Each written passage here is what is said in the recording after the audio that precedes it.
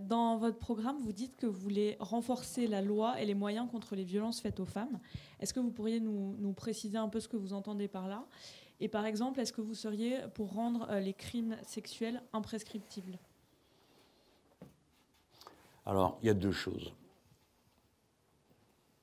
La racine de la violence, c'est une chose qui fait réfléchir, parce que quand on est un homme, des fois, il y a des jours où on est mal, quoi. D'observer que bon, la violence est quasi exclusivement masculine. Elle n'est pas exclusivement, mais elle l'est. Donc, comme on ne va pas tomber dans l'essentialisation du comportement masculin, d'accord, on va donc d'abord en conclure que le problème numéro un est un problème d'éducation. D'où vient que, à un moment donné, un homme franchit la barre du passage à l'acte dans la violence, parce que il y a une violence féminine aussi, il y a une violence de la parole, il y a une violence de la violence, elle est un peu partout. D'ailleurs, j'ai presque envie de dire qu'elle est presque normale. On passe un effort considérable à essayer de la dominer. Ça donne la diplomatie, ça donne la démocratie. Tout ça, c'est des manières d'essayer de régler de manière civilisée ce qu'autrefois on aurait réglé à coups de bâton. Donc ma principale réponse, ça va être d'abord l'importance de la tâche d'éducation. Je ne suis pas sûr qu'on sache le faire bien. Ce n'est pas simplement poser le problème, c'est trouver des méthodes pédagogiques. Moi, j'avais repéré une chose quand j'étais ministre, le problème de la violence était posé. Hein. Violence dans la salle de classe, et souvent d'ailleurs violence quand c'est une femme qui est le professeur, et que le violent est un garçon. Et je m'étais évidemment aperçu, il y avait toutes sortes de discours qui étaient très intéressants et importants, hein, mais il y avait quand même un truc qui était tout à fait évident, c'est que si on croisait la courbe retard scolaire et la courbe du genre, on trouvait le résultat, c'était des garçons. Pourquoi? Parce que l'institution lui signifiait sa déchéance, il ne pouvait pas se mesurer par rapport aux autres enfants, enfin aux autres jeunes, puisqu'il était le plus âgé, et donc cette situation d'impasse se traduisait par une explosion de la violence personnelle. Donc, on avait à réfléchir à qu'est-ce qu'on fait de ceux qui sont plus âgés, dans une classe plus jeune, et qui n'ont plus que la force pour penser qu'ils vont arriver à redominer la situation. Si je suis venu sur ce détail, c'est pour souligner l'importance d'avoir des réponses qui soient pédagogiquement concrètes. Ce que moi, je ne suis pas capable de faire. Je ne suis pas un pédagogue et je ne suis pas un psychologue. Ce sont des métiers. Dans ce pays, tout le monde croit que enseigner, tout le monde a des idées sur la manière d'enseigner. Je trouve ça étrange.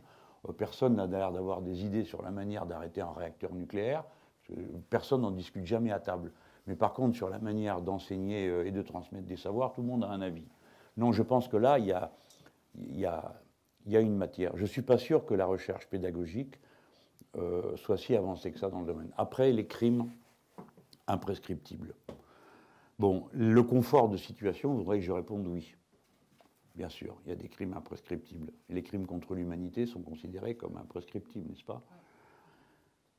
Le crime contre l'humanité résulte en général d'une organisation collective mûrement réfléchie et mûrement organisée. Pardon, là je vais passer à un degré. Bon, dans la vieille logique républicaine, par exemple, la prison ou la punition n'a pas pour but de mortifier.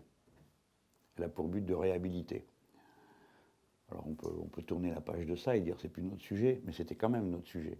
Notre sujet, c'était que quiconque tombe à terre peut se relever. Si un crime individuel est imprescriptible, est-ce qu'on pense que la personne peut se relever? Bon. Alors non, après, c'est pas ça, pardon, Monsieur Mélenchon, parce que je pense que c'est la question qu'on se posait, c'est qu'aujourd'hui, par exemple, pour les situations de viol, ouais, d'agression sexuelle, il y a toujours des limites, il y a toujours un moment donné où la victime à un certain âge où elle peut plus porter plainte et on repousse systématiquement. Et est-ce qu'à un moment donné, on peut pas dire juste voilà, qu'est-ce que vous en pensez? J'en sais rien, honnêtement. Je pourrais vous dire oui, c'est une bonne idée. Ça doit être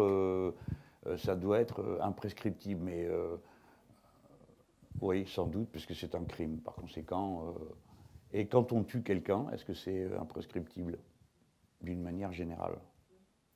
Non. Donc il y aurait des crimes imprescriptibles parce que genrés et d'autres pas imprescriptibles parce que pas genrés. Non, parce qu'il y a des mécanismes la mémoire occulte, on le sait très bien, dans la question des viols, par exemple. Oui. Malheureusement, quelqu'un qui est mort, Il est mort. Il est mort. Mais on sait très bien que, par exemple, les enfants qui ont été violés peuvent Oui. mettre ça de côté pendant peut-être 20 C'est vrai, ans, 25 ans, d'où la question qui se pose, en fait, pour la spécificité, non pas genrée, mais la spécificité traumatique, en fait, du crime sexuel. Oui, c'est pas faux. Qu'est-ce qu'il y a dans le programme? Il n'y a rien. On attend vos propositions, vous avez un petit peu de temps pour le... D'accord. Non, mais j'accepte d'y réfléchir volontiers. J'essaye que... Enfin, je n'ai aucune complaisance pour quelque crime que ce soit, mais j'essaye de situer une réponse dans une cohérence philosophique et pas me trouver à dire une chose à un endroit qui ensuite est le contraire sur un autre. Bon, apparemment, vous avez l'air d'avoir raison. Alors, juste pour prolonger sur le terrain des violences,